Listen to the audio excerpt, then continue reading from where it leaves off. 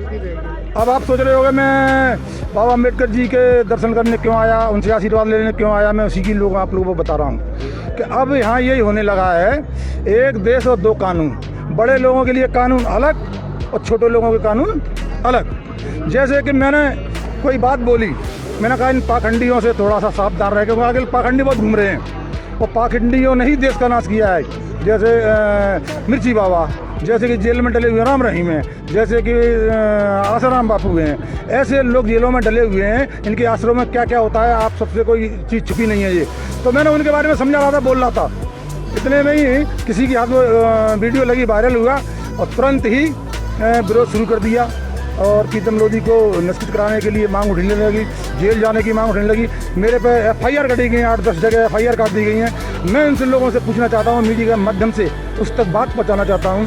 कल योगेश्वर जी महाराज ने, बागेश्वर महाराज ने भरी सभा में ये बात बोली थी कि हम प्रीतम लोधी को, कुछ मेरे को मिल गया तो प्रीतम लोधी को हम कुचल के रख देंगे, हम मार के रख देंगे, इसकी इतनी औकात, इसने ऐसा किया, ऐसा बोला। तो मैं इसे सरकार से और कहना चाहता हूं, हमारे मुख्यमंत्री जी भले आदमी हैं, उनने एक बार बात की थी कि अगर किसी भी बच्ची पर रेप होगा तो उसको फांसी दी जाएगी। दोस्तों, ये बाबा ने मेरे लिए इतने शब्द बोले और वीडियो वायरल हो रहा है उनका, उन पर कार्रवाई क्यों नहीं हो रही है? कार्रवाई हुई। दूसरी, हमारी समाज की एक बच्ची बंडा में, सागर में आपने किस्सा सुना हुआ, 11 साल की बच्ची, एक प्रदीप मिश्रा, जिसने अरुण मिश्रा, जिसने कि बच्ची को पहले अपहरण किया, फिर रेप किया, फिर उसको मार दिया।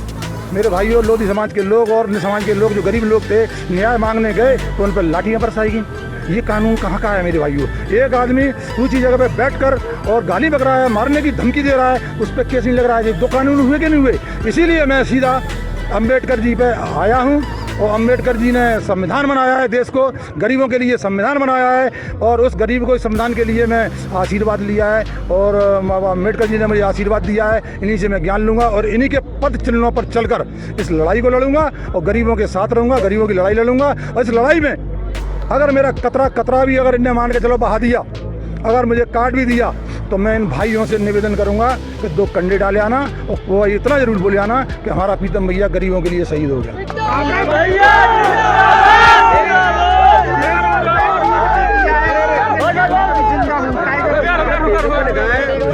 टाइगर जिंदा है, फेसबुक पे लगा हुआ टाइगर जिंदा है।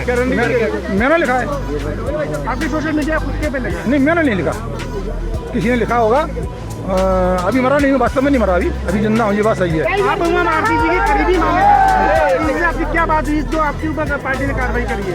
मेरी अभी उमा जी से गया था मैं, उमा जी ने मुझसे बोला था कि आप माफ़ीनामा दीजिए और पार्टी को नुकसान हो रहा है। उमा जी ने मुझे समझाया था और उसी समझ से मैं गया था, BD शर्मा जी के पास गया था, BD शर्मा जी ने समझाया था, मैंने माफ़ीनामा दिया और मैंने सारी मीडिया के सामने पूरे देश के अपने ब्राह्मण देवताओं से मैंने माफ़ी मांगी। मैंने कहा उनसे, लेकिन इतना करने के बाद फिर मेरे को उसका बहिष्कार करा दिया और मेरे को इसके बाद तो मेरी एक ही रणनीति रहेगी। अब तो मैं सिर्फ गरीबों के लिए और हमारे आदिवासी भाई हैं, हरिजन भाई हैं, पिछड़े वर्ग के लोग हैं, इनकी लड़ाई लड़ूंगा मैं।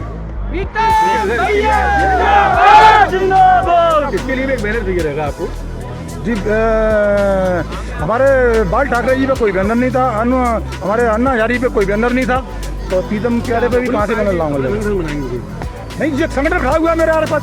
वो बाबा साहब का आशीर्वाद क्यों है? बाबा साहब कोई वैसा आशीर्वाद तो दिया नहीं है मुझे। बाबा साहब ने मेरे बहुत अच्छा आशीर्वाद दिया है और बाबा साहब की ताकत मेरे साथ में है। मैं क्या कह रहा हूँ, बाबा साहब की लड़ाई लड़ूंगा मैं। अभी कोई चांस कहीं के नहीं है मेरे, मैं तो बाबा साहब की लड़ाई लड़ूंगा, सीधी बात। हर किसान का सच्चा साथी सोनालिका ट्रैक्टर, अधिकृत विक्रेता Sakshi tractors and motors, proprietor Virendra Poonam Patel. हमारा पता है कृषि उपज मंडी के आगे खुरई रोड, सागर, मध्य प्रदेश।